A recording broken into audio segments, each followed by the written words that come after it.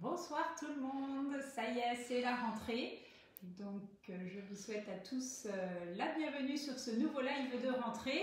J'espère que vous allez tous très bien. En tout cas, je suis ravie de vous retrouver. On va essayer de reprendre les bonnes habitudes et de continuer ces lives. Alors, je n'ai pas forcément une fréquence très régulière, mais en tout cas, je vous avertirai très régulièrement quand je vais les remettre en place. Alors, je tenais tout d'abord tous à vous remercier chaleureusement de tous les messages que vous avez postés suite à ma montée sur scène pour le palmarès à Cannes. Ça m'a fait vraiment très plaisir. Tous vos encouragements me touchent vraiment beaucoup et c'est ce qui m'encourage à continuer ces lives, à continuer de vous rencontrer aussi en atelier.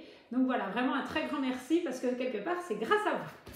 Alors ce soir, venons-en au fait. Donc là ce soir on va cuisiner une tarte feuilletée du soleil, puisque là on arrive dans l'automne mais on a encore envie et besoin de soleil vu qu'il n'a pas été très présent cet été. Et donc on va faire une tarte feuilletée du soleil à la provençale. Donc comme ça va permettre aussi de revoir la pâte feuilletée, puisque vous êtes encore trop nombreux à ne pas oser vous lancer.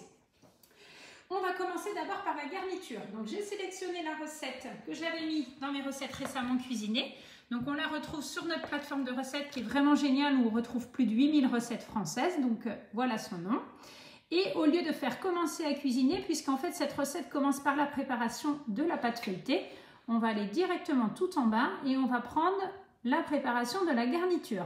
Donc on va commencer directement à cette étape-là. Donc la balance se met en marche. Comme j'enlève mon couvercle, on va bien penser à refaire tard, comme ça le poids du couvercle ne va pas se déduire. Ça évite de faire des maths, des moins 350, plus 400, etc. Et donc on va mettre 350 g d'eau. Alors c'est parti. Donc si vous avez des questions, vous pouvez bien évidemment les poser. Ce soir c'est Léonie qui vous filme et qui pourra me les transmettre. Donc si vous voulez faire un petit coucou au passage, allez-y. Donc une fois que l'étape est terminée, on continue. On va insérer le couvercle et le gobelet doseur, sans le gobelet doseur, pardon. Et ensuite on va mettre le varoma et on va mettre dedans une petite courgette jaune et une petite courgette verte que l'on va tailler en tagliatelle. Donc là, je vais prendre mon varoma. Ça, je ne l'ai pas préparé, je tenais à vous le montrer en direct pour vous montrer que c'est assez facile et surtout rapide à faire. Donc, une petite courgette du jardin. Hop, on va mettre juste les extrémités. Alors, pour que ça fasse de la couleur, ce que je vous conseille de faire, c'est d'enlever une bande sur deux de peau. Voilà, ça, on peut le mettre au compost. Et ensuite, on va prendre en fait sur la partie blanche ici, comme ça, vous voyez, ça permet d'avoir des lamelles de courgettes, des tagliatelles avec de la couleur sur les deux côtés. Voilà, donc moi je préfère un économe dans ce sens-là. Maintenant, si vous avez un autre économe avec lequel vous êtes à l'aise, vous faites comme vous voulez. Et donc on va aller jusqu'à la zone des pépins. Donc on pense bien à retirer ses doigts au fur et à mesure. Ça évite d'avoir un bout de doigt dans le varoma. Voilà, et donc ça je m'arrête ici au cœur de la courgette. On va faire la même chose pour la courgette jaune. Alors c'est pas du tout la même consistance. Et là pareil, c'est parti. Il était temps, je pense qu'elle passe à la casserole celle-ci. Ce ne sera pas la casserole, ce sera au thermomix. Alors si vous n'avez pas de courgette jaune chez vous, ce n'est pas grave, vous mettez que des courgettes vertes ou l'inverse. C'est pas un problème. C'est vraiment pour donner de la couleur. C'est vrai que c'est beaucoup plus appétissant quand on a beaucoup de couleur. Est-ce qu'il y a des petits commentaires, des questions ce soir, Léonie? Non, pas vraiment. Les gens sont assez calmes. C'est la rentrée, vous n'osez plus vous exprimer. Voilà, donc ça, c'est parti. On va tout remélanger ici. Alors normalement, là, il ne faut pas mettre le plateau du varoma puisqu'on n'a rien dessus. Moi, je vous conseille quand même de le mettre. Comme ça va bien emmagasiner la vapeur. Elle va bien rester en dessous. Et du coup, vos courgettes vont cuire plus longtemps. Alors, je vous ajoute un petit truc dans la recette, puisqu'il nous reste les pépins. Enfin, la zone avec les pépins. Moi, je trouve que c'est un petit peu dommage de la jeter. Donc, ce que j'ai fait, j'ai épluché 2 pommes de terre, enfin des toutes petites pommes de terre, 4 carottes et une tomate du jardin. Et donc, je vais mettre voilà, l'extrémité de celle-ci, parce que les pépins sont un peu plus gros sur la jaune. Et le reste de celle-là ici. Et donc ça, je vais le mettre à cuire en même temps que la cuisson de mes tagliatelles de courgettes. Ça va me servir tout à l'heure pour faire un velouté. Voilà, ça évite de gaspiller et ça permet de faire de la cuisson sur les différents niveaux du Thermomix. C'est ça l'avantage dans le Thermomix, c'est qu'on peut cuisiner plusieurs recettes en même temps. Donc ça, c'est pas mis dans la recette. Si vous ne voulez pas le faire, vous ne le faites pas. Mais voilà, ça vous montre aussi qu'on peut adapter chacune des recettes.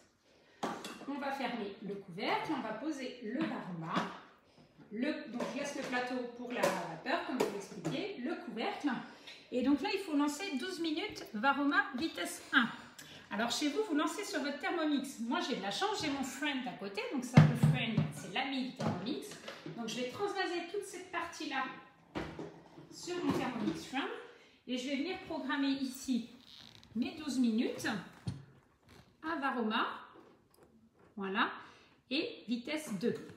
Voilà. Donc comme ça, vous voyez, le friend fait beaucoup moins de bruit que le Thermomix. C'est un véritable cuiseur vapeur. Donc là, c'est vraiment l'occasion aussi de vous le présenter. Ça va permettre de cuire donc, nos légumes pour le velouté et nos tagliatelles pour notre tarte tout à l'heure. Et du coup, je récupère le deuxième bol pour revenir sur la recette. Donc là, je vais reprendre la recette ici avec le détail de la recette. Je redescends et je repars sur la pâte feuilletée. Voilà. Donc ça, je ne vais plus en avoir besoin pour l'instant. Un petit peu de rangement, ça va faire mieux. Alors, les 150 g de beurre. Donc je viens juste de les sortir. Pour faire votre pâte feuilletée, il faut absolument que votre beurre il soit congelé. Donc ça, vous le congelez toujours. Dès que vous en prenez dans votre congélateur, vous en remettez. Moi, j'achète une plaquette, je la coupe en morceaux. J'ai un sachet zip, pardon. C'est pas facile à dire non plus. Je mets mon beurre dedans, coupé en morceaux, je l'aplatis bien, je fais un petit peu le vide d'air et je laisse comme ça. Comme ça, vous avez toujours un sachet avec du beurre congelé dedans. Au moins, vous n'êtes pas au dépourvu. Pris au dépourvu. Donc là, on va mettre les 150 g de beurre. Hop. Voilà, on a 156 g, donc c'est parfait. On continue. 150 g de farine de blé. Donc, vous voyez la balance pour ceux qui nous rejoignent, parce qu'il y a pas mal de nouveaux sur le groupe. Je pense à Romain qui a adhéré aujourd'hui. Là, il y a pas mal de nouveaux. Donc, la balance se remet bien à 0 à chaque fois. Et ensuite, il nous faut 65 g d'eau froide. Alors, moi, je vous redonne toujours ma petite astuce. C'est que l'eau, on va la peser dans le gobelet. Pourquoi ? Si jamais vous mettez toute l'eau directement dans le bol de votre Thermomix et que par hasard, vous avez la main un peu lourde, vous en mettez trop, vous n'allez pas pouvoir la récupérer. Donc l'idéal, c'est d'utiliser le gobelet comme petit doseur. Comme ça, vous allez pouvoir renlever de l'eau si vous en avez trop. Je pense que vous êtes nombreux à connaître cette astuce. Ça fait plusieurs fois que je la partage. Mais un petit rappel de rentrée, ça fait pas de mal. Donc, nos 65 g d'eau froide. Donc pareil, hein, j'avais mis mon petit récipient au frigo. Ouais, j'ai pas tout à fait 65. Alors, quand vous mettez l'eau pour vos pâtes, soyez toujours très précis. Il faut toujours mieux mettre quelques grammes de moins que quelques grammes de plus. Voilà, le mieux c'est de mettre dans le gobelet, pas à côté comme je viens de faire. Suivant, insérer le couvercle et le gobelet.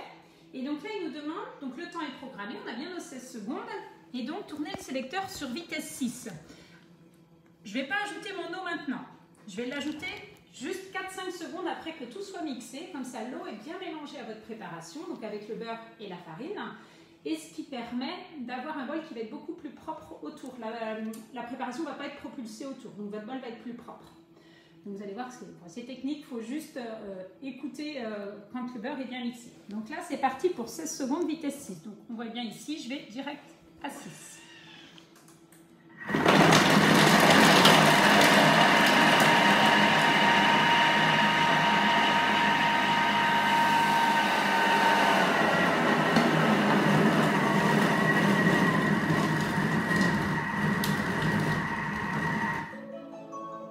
Et voilà, c'est terminé.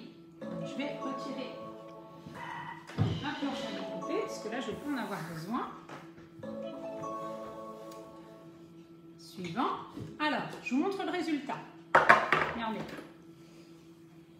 Voilà. Donc là, on voit bien le beurre. Normalement, la pâte est plus friable. Le fait qu'il ait été sorti 5-10 minutes avant, déjà, il est un petit peu plus mou. Et c'est vrai qu'il est déjà bien amalgamé.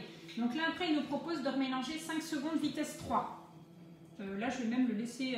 je vais rajouter une petite cuillère de farine. Hop, j'en avais sorti une, je crois. Avant de remélanger, comme ça, il va être un peu moins peu moins collant. Hop. Et donc là, 5 secondes, vitesse 3.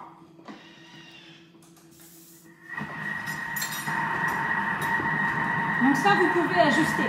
La pâte feuilletée, c'est un temps pour temps. Si vous mettez 150 g de beurre, vous mettez 150 g de farine. Si vous voulez une plus grande quantité, bien évidemment, vous allez pouvoir en mettant 200-250 g de farine et de beurre. Voilà. Donc là, je vais bien fariner mon plan de travail.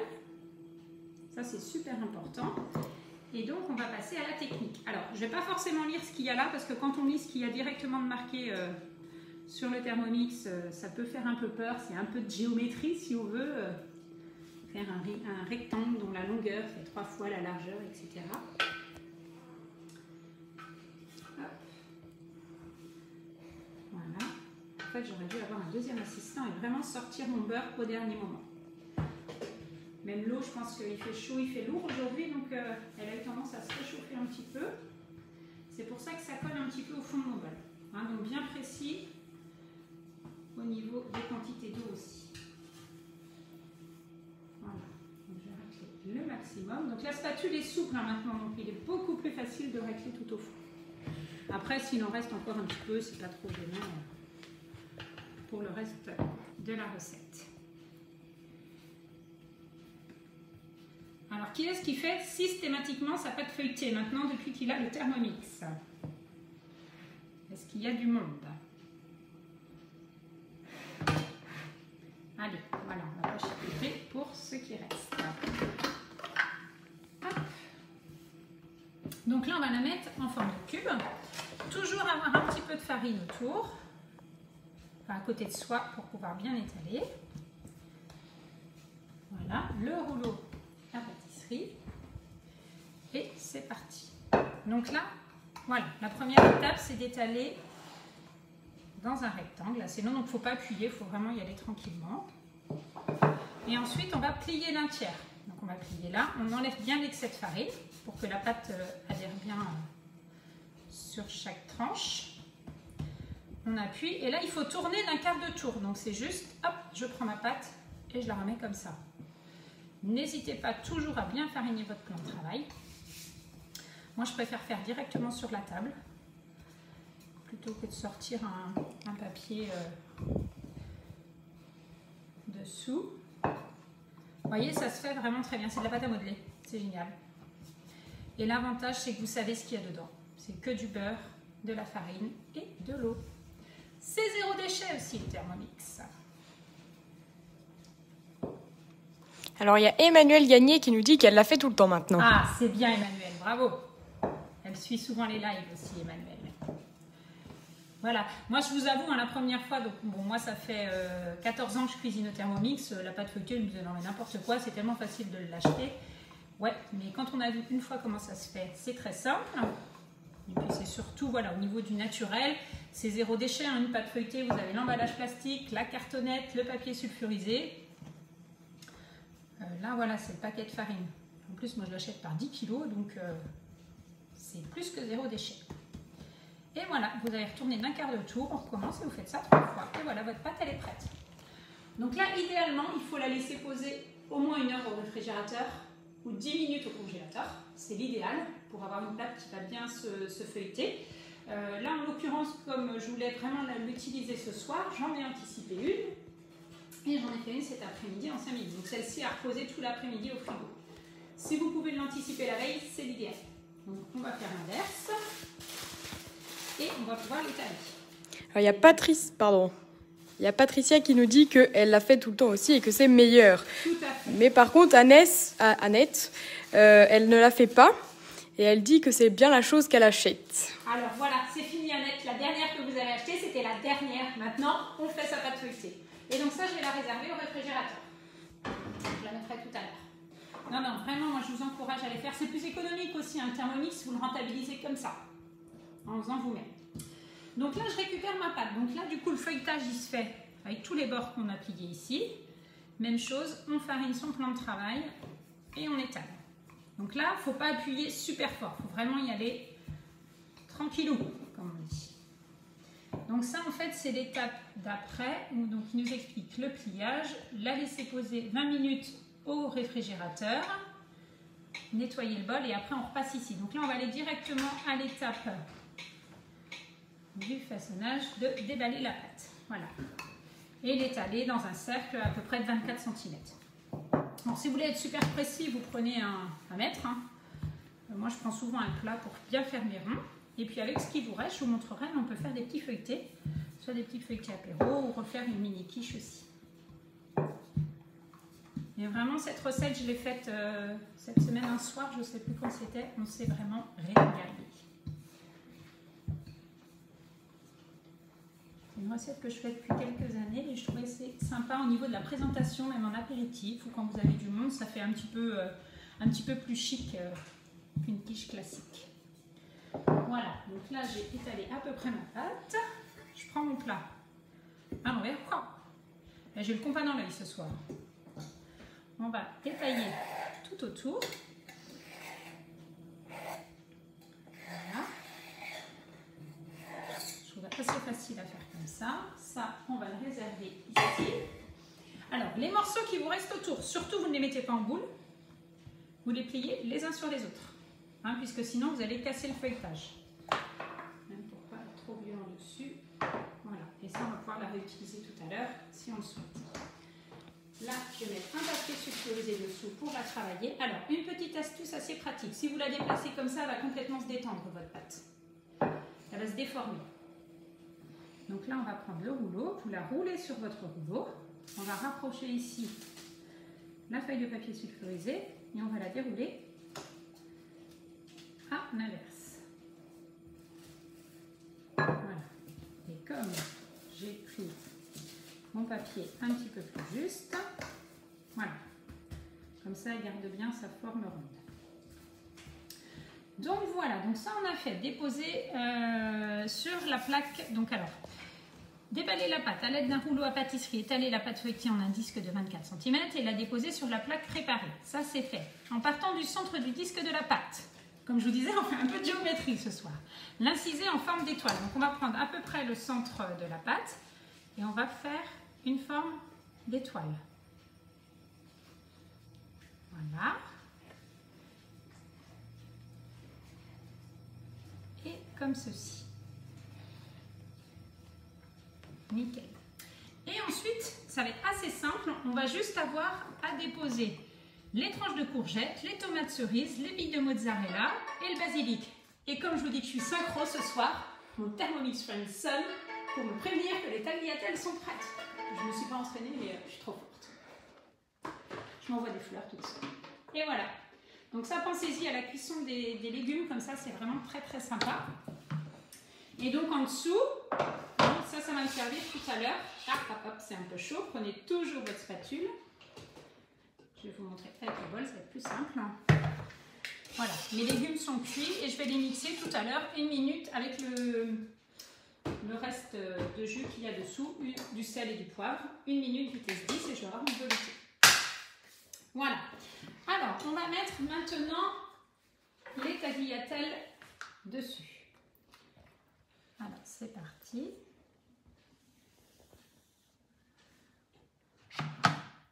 Voilà, donc on met un petit peu. L'idéal, c'est de mettre un petit peu des deux couleurs sur chaque tranchette. Elles sont juste croquantes, c'est comme on les aime. Si vous les voulez un petit peu plus fondantes, vous prolongez votre cuisson. Ce qui aurait peut-être été un petit peu judicieux vu qu'on a mis des choses dans le varoma et qu'on avait 12 minutes. Il aurait peut-être fallu 2-3 minutes de plus. C'est vous qui jugez comme vous aimez. En fait, c'est le Thermomix qui va s'adapter à vous et pas l'inverse. J'espère que cette recette vous plaît.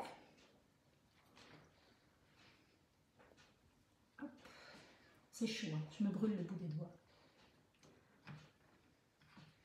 Donc si vous voulez éviter ça, vous faites cuire vos tagliatelles un petit peu avant et vous faites votre montage au dernier moment. Donc là pareil, je ne vais pas enfourner dès que le live va être fini. Je vais passer ma préparation quelques minutes au congélateur pour qu'il y ait un choc thermique entre la chaleur du four et la pâte feuilletée.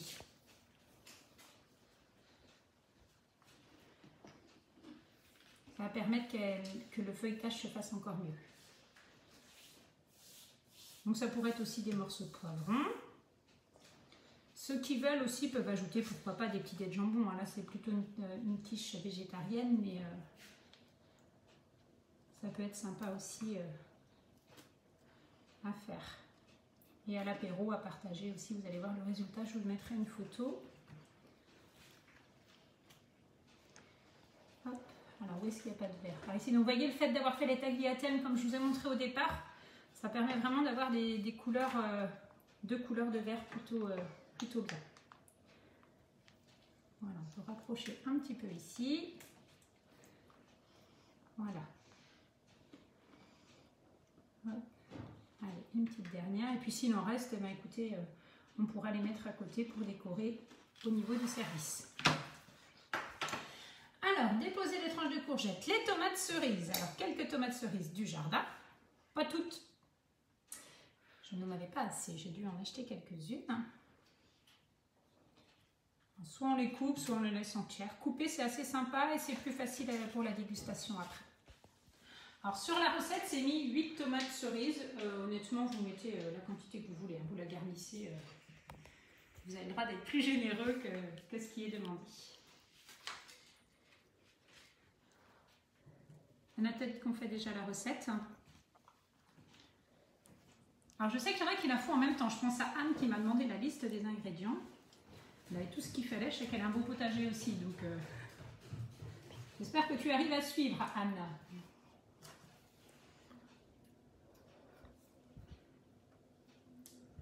Voilà. Alors pensez à bien aller tout autour aussi. Hein, puisqu'on va rabattre ici. Donc c'est important qu'il y ait aussi de la garniture sur votre quiche. Là déjà ça prend de la couleur. Comment tu trouves ça, toi, Léonie? Ça donne envie. Donc comme les courgettes, hein, si vous n'avez pas de tomates de deux couleurs, bah, écoutez, vous mettez que d'une couleur. Si ce ne sont pas des tomates cerises, c'est plus joli, mais vous pouvez faire aussi avec une tomate ronde classique que vous coupez en morceaux. Sans aucun problème. Voilà, les billes de mozzarella. Je cherchais le nom. Voilà. Hop. Ça, c'est bon. Donc là, pareil, hein, c'est des billes. Si vous avez un morceau de mozzarella, c'est exactement pareil. Vous faites des petits morceaux. Normalement, c'est 8. Moi, c'est pareil. J'ai choisi d'être un petit peu plus généreuse. Voilà. Hop. On continue avec la feta. Je regarde en même temps la mozzarella coupée en deux, le basilic aussi, la feta. Donc on en met des petits morceaux. Alors ça je fais avec les doigts, je trouve que c'est plus facile à émietter les morceaux de feta. Si vous n'aimez pas le fromage de chèvre, vous pouvez mettre dessus un autre fromage, un fromage frais, ou ça peut être du bleu aussi, un fromage persillé, qui apportera aussi un petit peu de goût. Mais le système de présentation comme ça, vous allez voir qu'il fait un effet waouh, alors qu'en fait il est ultra simple à faire. Quand on a vu. Des fois, on n'ose pas se lancer. Donc, l'objectif de ces lives, c'est vraiment de vous donner envie de réaliser ces recettes. D'ailleurs, je vous remercie tous et toutes de mettre vos recettes que vous faites sur le groupe. Continuez, allez-y, n'hésitez pas, hein, même si la photo est moins bien. Voilà, c'est vraiment très sympa de pouvoir partager et de voir un peu toutes les idées de recettes que vous avez. Hop, alors, je me lave les mains.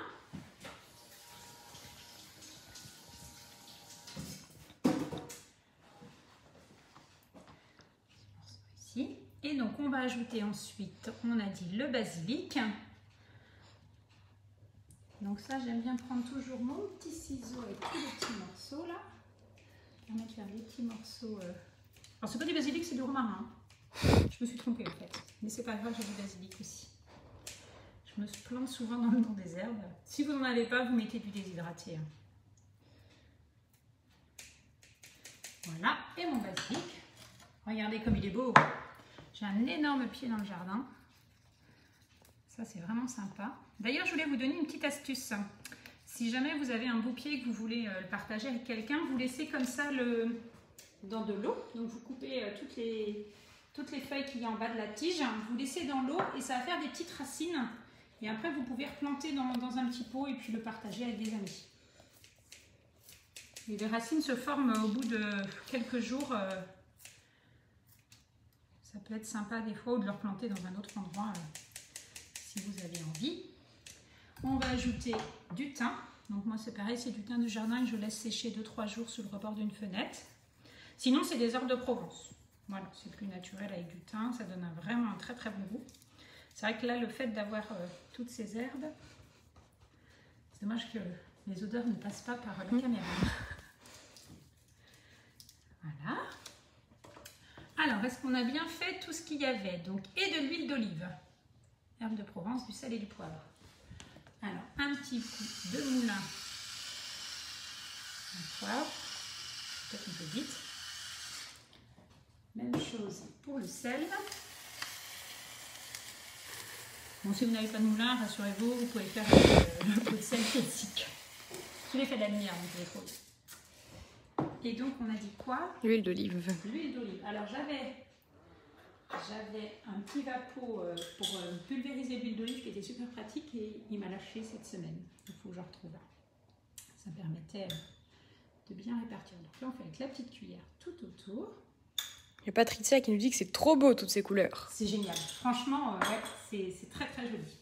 Et donc là, on passe à l'étape suivante. Donc, rabattre chaque pointe de pâte sur la garniture, badigeonner de jaune d'œuf, saupoudrer d'origan. Donc là, en fait, on va venir chercher chaque pâte ici, chaque morceau de pâte, la pointe du triangle. J'espère que vous avez fait des triangles isocèles. Et on va venir juste le souder un petit peu ici avec le doigt. Voilà. Et vous voyez, ça fait vraiment le même résultat que sur la photo.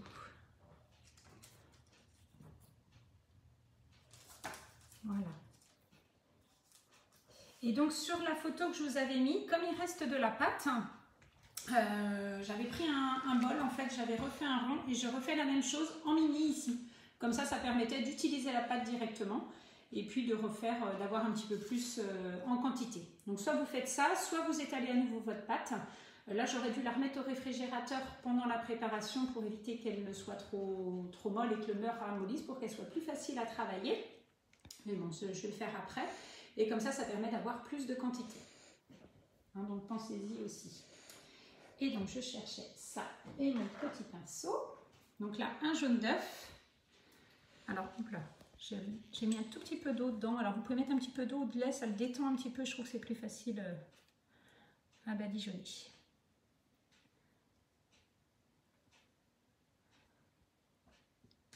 Voilà. En plus, les parts sont presque faites quand vous allez la découper, donc c'est plutôt sympa. Voilà, comme je disais tout à l'heure, hein, je me répète un petit peu, mais vous pouvez très bien servir à l'apéritif. Sur une jolie planche, chacun prend sa petite part. Voilà. Donc ça, c'est de la cuisine facile. La cuisine guidée au Thermomix, c'est ultra simple. Ça permet de se lancer dans des recettes qu'on n'aurait pas forcément osé faire autrement. Donc, et voilà. Et donc ma petite touche en plus, toujours avec une petite branche de thym, pardon, on va venir en remettre sur la pâte feuilletée. On aurait pu en mettre aussi au moment où on a mixé la pâte feuilletée. Ça aurait donné un petit peu de goût et de texture à la pâte. On va éviter de mettre les branches quand même, ce serait mieux. Voilà. Et donc ensuite, il n'y a plus qu'à la faire glisser sur votre plaque perforée. Hop. Alors vous pouvez également la faire dans un moule à tarte. Pour la découper, ça peut être assez pratique aussi. Là, je vais la faire reglisser sur ma planche à découper une fois qu'elle va être cuite. Mais pourquoi pas la faire aussi directement dans un moule à tarte.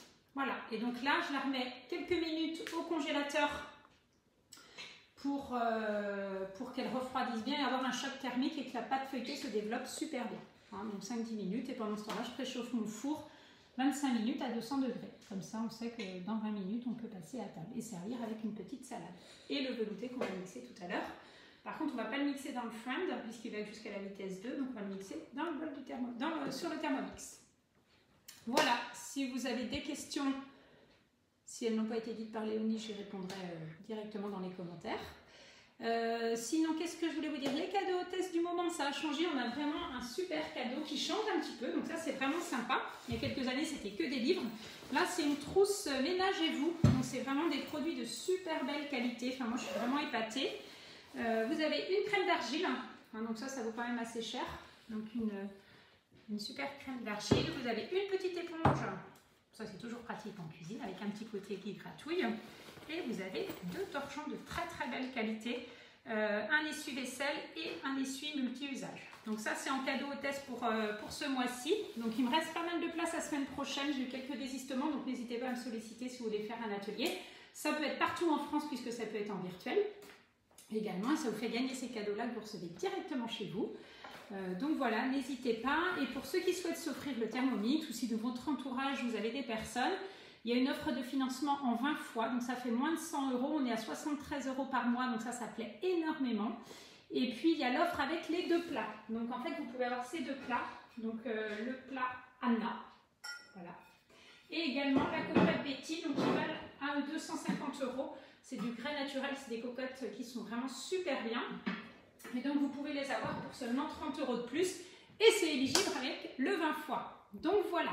Je pense que je vous ai dit à peu près tout, donc n'hésitez pas si vous avez besoin d'infos, de commentaires, continuez à me recommander, ça me fait super plaisir. Et puis je vous souhaite à tous une très belle rentrée et je vous dis donc à très vite pour un nouveau live. À très bientôt, merci.